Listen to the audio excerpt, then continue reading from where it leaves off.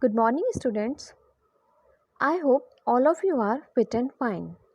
Again, I'm here with video of chapter 3rd of Beehive.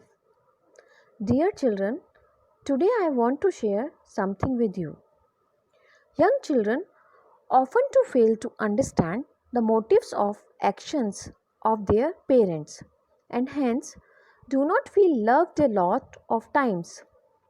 Their strict actions seem unjustified and they feel rebellious.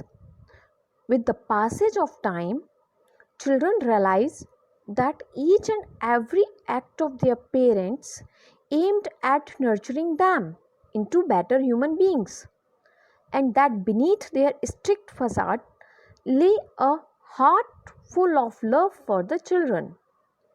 Facade means appears and pretend to be strict.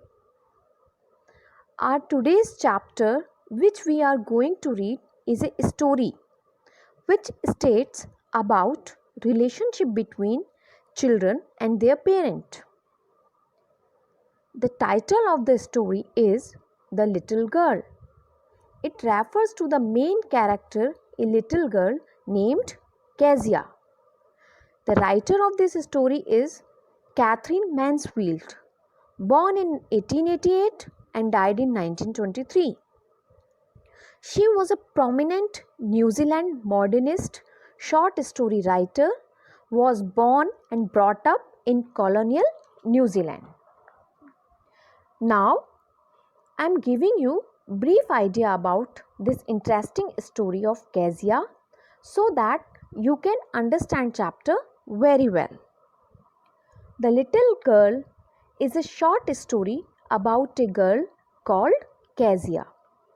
Her father is a busy man, doesn't have so much time for his family. He is also disciplined and never shows his love towards his daughter. She is so scared of him and avoids facing him. But one day, when Kezia is alone in the house, she cannot sleep. She has a nightmare and then screams. That time, her father comes with a candle and consoles her. Kezia realizes that he is a loving father too. At the point, her opinion about him changes. Thus, in the story, Catherine Mansfield explores the complexity of relationship in between parents and their children. So, the title of the story, The Little Girl. Let's start the chapter 3rd, The Little Girl. Before you read, do you feel you know your parents better now than when you were much younger? Perhaps you now understand the reasons for some of their actions that used to upset you earlier. Dear children, now you are grown enough to understand that every actions of your parents for your better future. Earlier, you used to think that your parents were over strict and over disciplined. But now you can understand your parents very well and can feel their love and care behind their strict actions.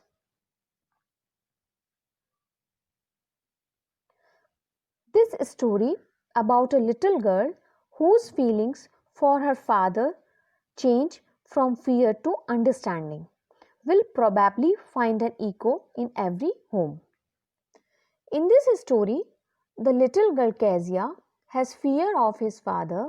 She misunderstands him, that he doesn't love her, but in the end of the story, her opinion about her father has changed. Generally, in most of homes, we find this type of conflicts in between parents and their children. Let's read. I will explain the meaning of chapter while reading. To the little girl, he was a figure to be feared and avoided. Every morning before going to work, he came into her room and gave her a casual kiss. To what she responded with, "Goodbye, father." And oh, there was a glad sense of relief when she heard the noise of the carriage growing fainter and fainter down the long road. Figure to be feared means a person to be feared, avoided, keep away from, casual, relaxed, or informal. Responded, answered, replied. Glad sense of relief, happy feeling of comfort. Carriage, cart. Fainter and fainter, low and low. Listen, student. Kezia was a little girl. Her father was a very angry man.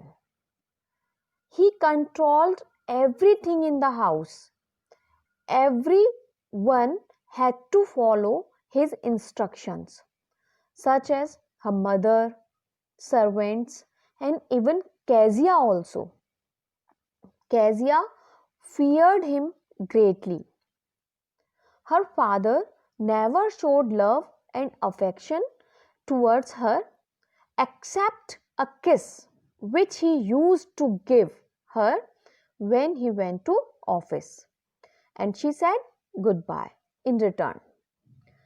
That little conversation Kezia had with her father. Kezia felt relieved and comfortable when her father left for office. She listened the sounds of the carriage, and as they grew fainter, she would feel relieved. In the evening, when he came home, she stood near the staircase and heard his loud voice in the hall. Bring my tea into the drawing room. Hasn't the paper come yet? Mother, go and see if my paper's out there. And bring me my slippers. In the evening, when her father came from office, every member of house became busy in following his orders. Kezia only heard his order for his tea, newspaper, and slippers. Her father never talked politely with anyone. He always gave order and order. Kezia's mother would call to her, if you are good girl, you can come down and take off father's boot.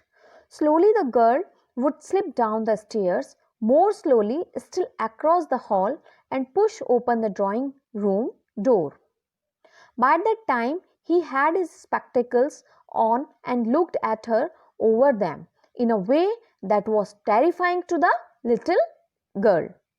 Well, Kezia, hurry up and pull off these boots and take them outside. Have you been a good girl today? Kezia stood near the staircase and was looking everything.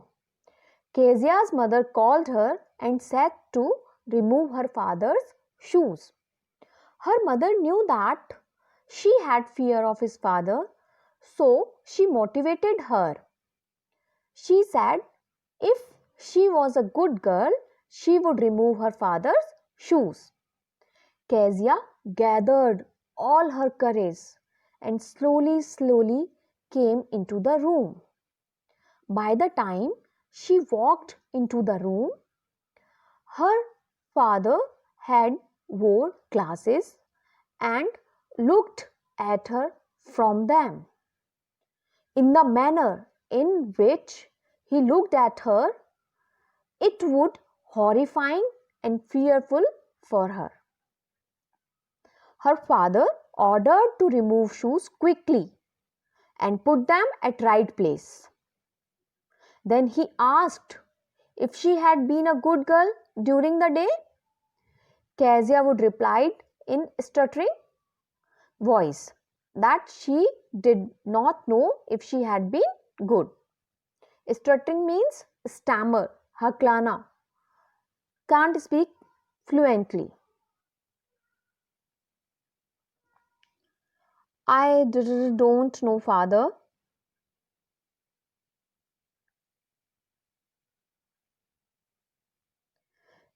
You don't know? If you stutter like that, mother will have to take you to the doctor. Father scolded Kezia when she replied in stuttering voice. He threatened her that if she did not speak clearly, she would have to be taken to a doctor. Move to next paragraph. She never stuttered with other people, had quite given it up, but only with father, because then she was trying so hard to say the words properly. What's the matter? What are you looking so razzed about? Mother, I wish you taught this child not to appear on the brink of suicide. Here, Kezia, carry my teacup back to the table carefully. Meaning of difficult words? Stuttered means stammered. Given it up, stopped doing it. Wretched, unhappy, unfortunate. On the brink of suicide, about to commit suicide. Listen, Kezia realized that she had never stuttered with other people and that the stuttering happened only when talking to her father. Then she gave a terrified look and father further questioned her why she was looking so unhappy and unfortunate. Then he told his wife to teach her to behave normally, not like that, as she was going to commit suicide. Then he ordered Kezia to put his teacup back on the table carefully. He was so big, his hands and his neck, especially his mouth, when he yawned. Thinking about him alone was like thinking about a giant. Yawned means feel sleepy. In Hindi, ubasi. Here, Kezia explaining and describing about appearance of her father. He was a big man. He had big hand, big neck, especially big mouth. So when he yawned, he looked like a giant. The thought of father made her think that he was nothing less than a giant. On Sunday afternoons, grandmother sent her down to the drawing room to have nice talk with father and mother. But the little girl always found mother reading and father stretched out on the sofa, his handkerchief on his face, his feet on one of the best cushions, sleeping soundly and snoring. Meaning of difficult words? Stretched out, to extend one's limbs or muscles. Sleeping soundly, deep sleep. Snoring, to breathe in a noisy way while sleeping. Yes. On Sundays afternoon, grandmother would encourage Kezia to spend some time with her parents and interact with them.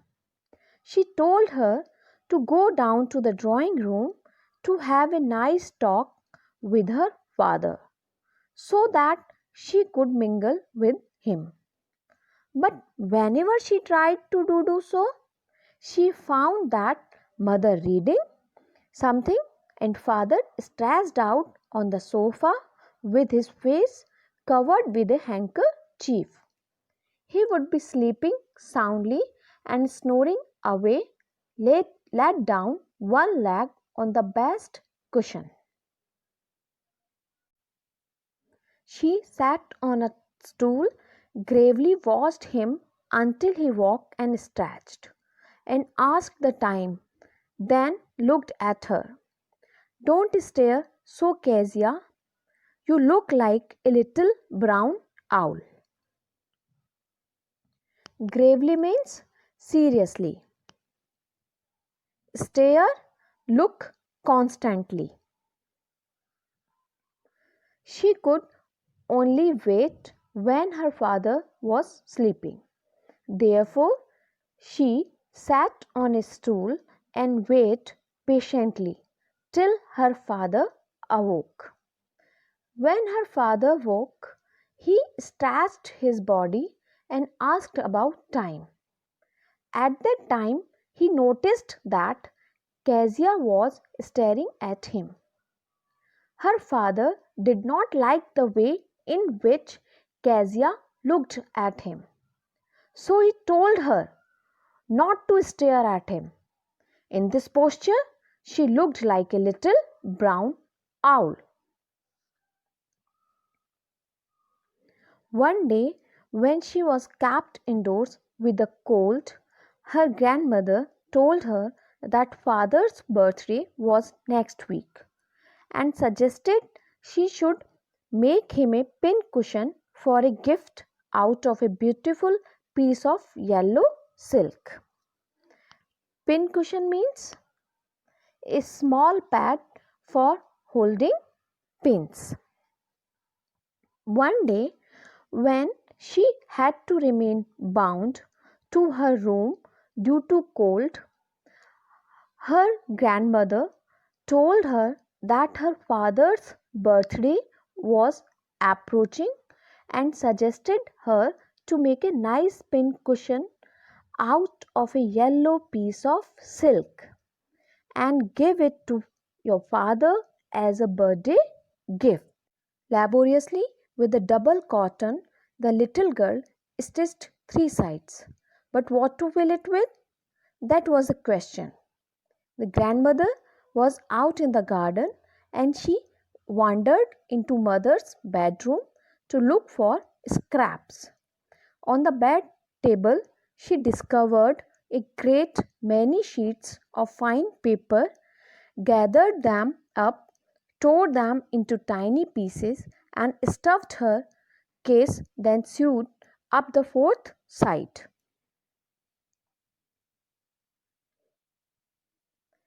Laboriously, a work that takes a lot of time and efforts, or difficulty, or diligently. Wandered into, to go aimlessly. Scraps means discarded fragments or pieces that are not needed. Stuffed, to fill something with something. Kezia did as she was told by her grandmother. She decided to make the pin cushion for her father. So took the cloth and worked hard at stitching it. She stitched three sides, leaving the fourth for stuffing things in. She now wondered what to fill the cushion with. She searched for scrap to stuff the cushion. Since her grandmother was out in the garden, so she walked into mother's bedroom to look for scraps. Suddenly, she saw lots of sheets of fine paper on her bedside table. She picked them up. She tore them into pieces and stuffed them into pincushion. She then sealed the fourth side and the pincushion was ready. That night there was a hue and cry in the house. Father's great speech for the Port Authority had been lost. Rooms were searched, servants questioned. Finally, mother came into Kezia's room. Kezia, I suppose You did not see some papers on a table in our room? Oh, yes, she said. I tore them up for my surprise. What? Screamed mother. Come straight down to the dining room this instant. Hue and cry means to demand something in a loud or angry way. Instant, immediately. That night, there was a lot of panic in the house. There was a frantic search. Frantic search means anxiety driven activity. There was a frantic search going on for father's speech, which he had written for the port authority. Rooms were being searched and servants in the house were being questioned. In the last, Kezia's mother came into her room and questioned her if she had seen some papers lying on her table. Kezia accepted and said yes, and told her that she tore them for making surprise gift.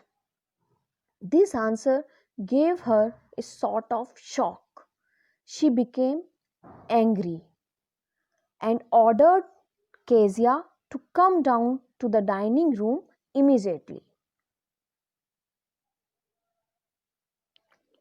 And she was dragged down to where father was pacing to and fro, hands behind his back. Well, he said sharply. Mother explained.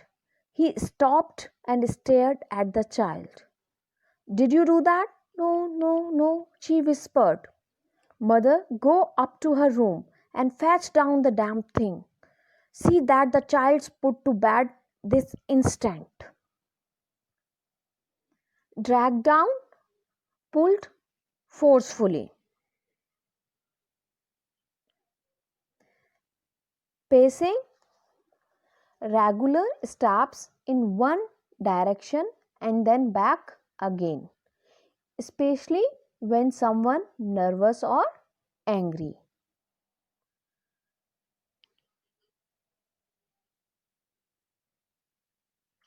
Damned thing,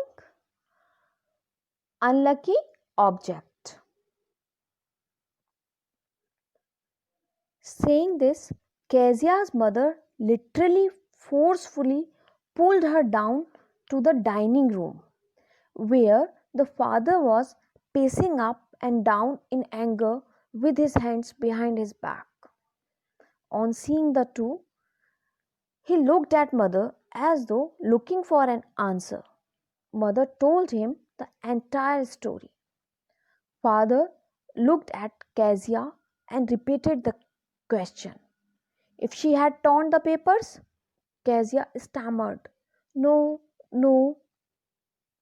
Father ordered his wife to bring that damn thing and told her to take Kezia to her room and make sure she went to bed straight away.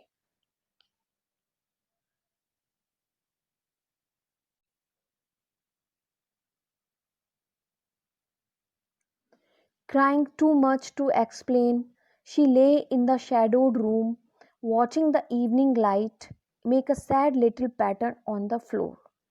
Then father came into the room with a ruler in his hands.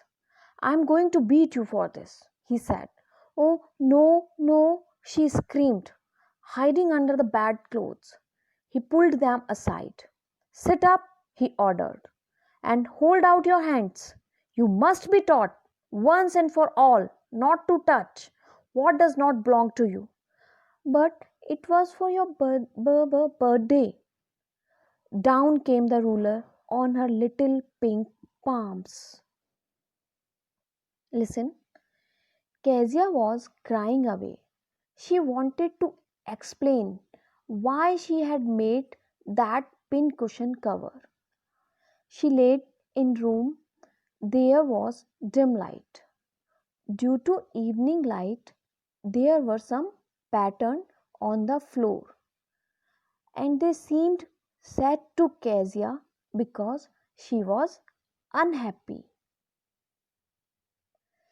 And then father, who was still angry, walked in her room with a ruler in his hand. He threatened to beat her up with the ruler. Kezia was so terrified that she kept saying no, no, no, and hid herself under the bedclothes. But the angry father pulled the bedcloth aside and ordered her to sit up and hold out her hands to receive the beating. He wanted to punish her so that she would remember never to touch the things of others. Kezia tried explaining that she had used the paper for making his birthday gift, but the father did not even try to listen to what she was saying. Before she could complete, he had already given a sharp beating on her soft and gentle palms. When grandmother had wrapped her in a shawl and rocked her in the rocking chair, the child clung to her soft body. What did God make fathers for? She sobbed. Here's a clean hanky, darling. Blow your nose. Go to sleep, Pat. You will forget all about it in the morning. I tried to explain to father, but he was too upset to listen tonight. But the child never forgot. Next time she saw him, she quickly put both hands behind her back and a red color flew into her cheeks. Wrapped, covered, clung, hung, or hold tightly. Sobbed in Hindi, siski, and speak while crying. Rocked her to swing her back and forth. A red color flew into her cheeks. She was angry and terrified. Listen, sometime later, after the beating, Kezia was still crying. Grandmother tried to soothe her by wrapping her in a shawl and rocking her. Kezia held her grandmother tightly. Kezia asked her while crying, why did God make father? Because she never received love and affection from her father instead of beating and scolding. Grandmother gave her a hanky and asked her to blow her nose in it. She advised her to sleep so she could forget about this incident by the time. Kezia told her granny that she had tried to explain to her father, but he would not listen. Kezia could never forget the beating which she received. As a result, every time she saw her father, she would put her hands at the back so that she did not get any beating. She did so because that beating had given psychological effect on her.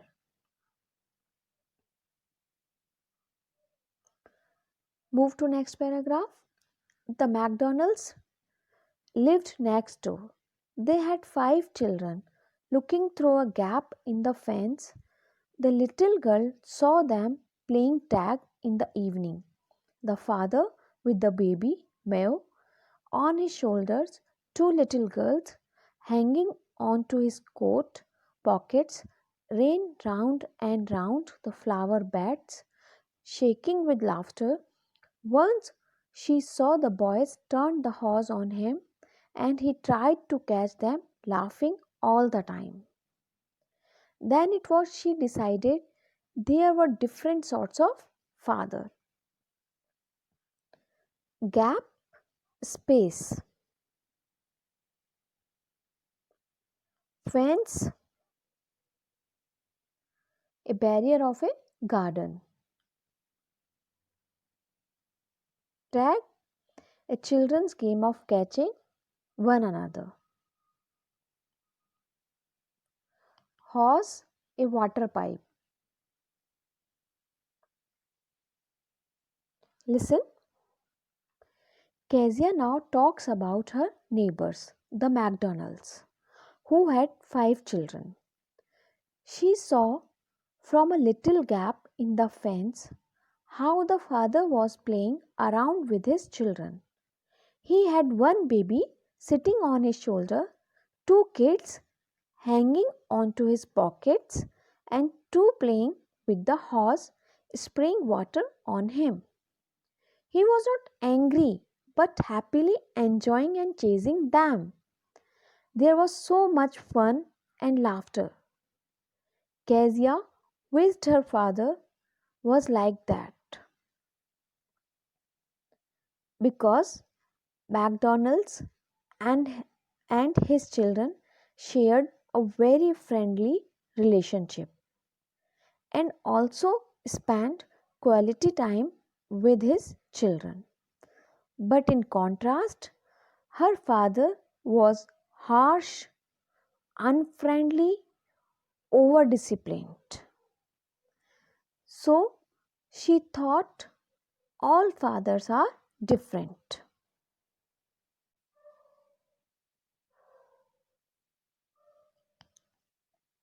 Suddenly, one day, mother became ill and she and grandmother went to hospital. The little girl was left alone in the house with Alice, the cook. That was all right in the daytime.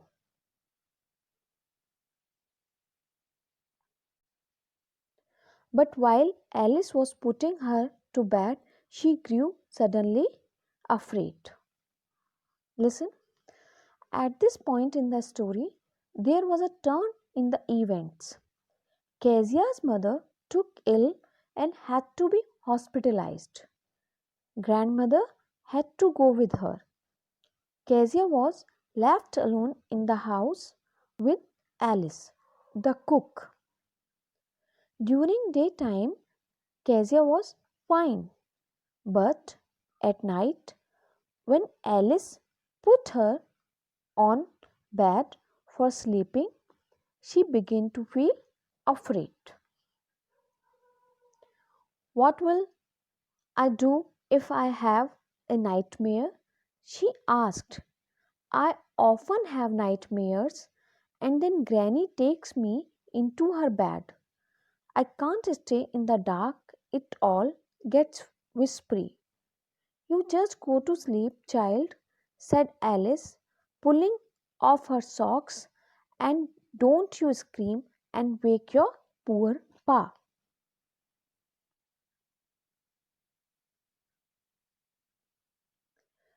Nightmare, bad dream. Listen, Kezia used to see nightmare. So she asked to Alice how could she manage herself if she saw a same nightmare. She told to cook. Whenever she saw nightmare, grandmother took Kezia into her bed. She whispered that she had a fear of darkness, so she could not sleep alone at night. Alice told her, try to sleep and not to disturb your father. Your scream could wake him.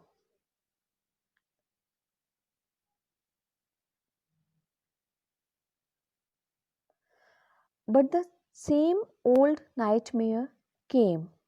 The butcher with a knife and a rope who came nearer and nearer, smiling that dreadful smile.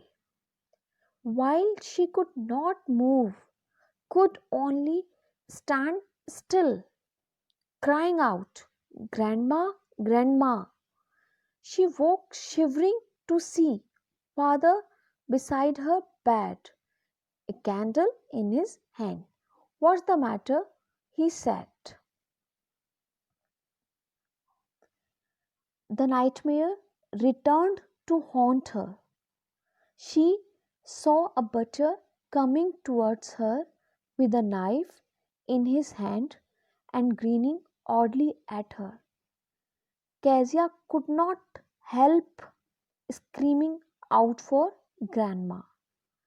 She woke and she was shivering also.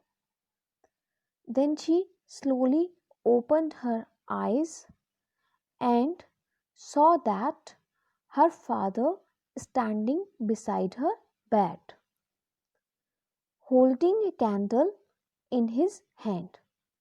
Slowly he asked her what the matter was.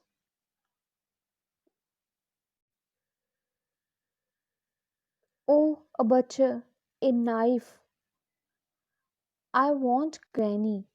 He blew out the candle, bent down, and caught up the child in his arms, carrying her along the passage to the big bedroom. A newspaper was on the bed. He put away the paper, then carefully tucked up the child. He lay down beside her, half asleep, still, still with the butcher's smile all about her, it seemed. She crept close to him, snuggled her head under his arm, held tightly to his shirt. Then the dark did not matter. She lay still. "Here, rub your feet against my legs and get them warm," said father.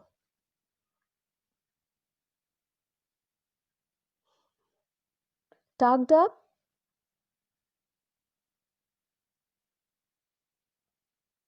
covered up nicely in bed. Crept close to him, moved to close him. Snuggled, moved into a warm and comfortable position close to another person. Listen. Kezia stuttered and said she had seen a butcher with a knife and that she wanted her grandmother. Father at once realized what Kezia was feeling. He put off the candle, bent down, and carried her in his arms and walked down the long corridor to his bedroom. A newspaper was lying on the bed. He put it aside and carefully tucked her up in the bed. Then he lay beside her. Kezia still had not come out of the shock of the nightmare, but in her half asleep state of mind, she clung to her father and snuggled her head under his arm, holding tightly to his shirt. Once she did that, she was not scared of the dark. Her father, sensing her fear, told her to rub her feet against his to make them warm. Tired out, he slept before the little girl. A funny feeling came over her. Poor father, not so big after all, and with no one to look after him. He was harder than grandmother, but it was a nice hardness, and every day he had to work and was too tired to be a Mr. MacDonald. She had torn up all his beautiful writing. She stirred suddenly and sighed. "What's the matter?" asked her father. "Another dream?" "Oh," said the little girl. My head's on your heart. I can hear it going. What a big heart you have got, father dear. Listen, tired out, exhausted, stirred suddenly, wake up from inside. Sighed, breathed heavily. A big heart, a good hearted person. Heads on your heart.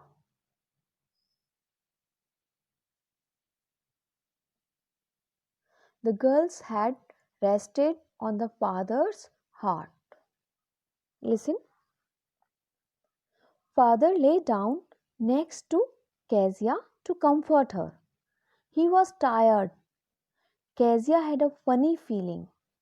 She felt that her father, who always appeared to be like a giant, was not that big. She felt sorry for him, that there was no one to look after him. His body felt hard in comparison to her grandmother when she lay next to her. She realized that he had to work very hard and was perhaps too tired to be like Mr. MacDonald and play with her. She was reminded of the incident when she had torn up his speech and felt sorry. In her sleep, she exclaimed, "Oh!" Her father immediately got up to ask if she had seen another nightmare, but she corrected herself and said she realized she had kept her head on his heart and could hear the beats. She said, "What a big heart you have got, father dear." This sentence has two meanings. One, that he was large hearted enough to forget the wrongs she had done, and the other could imply the size, guessing from the way it was moving. Students, I hope you have enjoyed the story and understood it also, and learnt a lesson from it.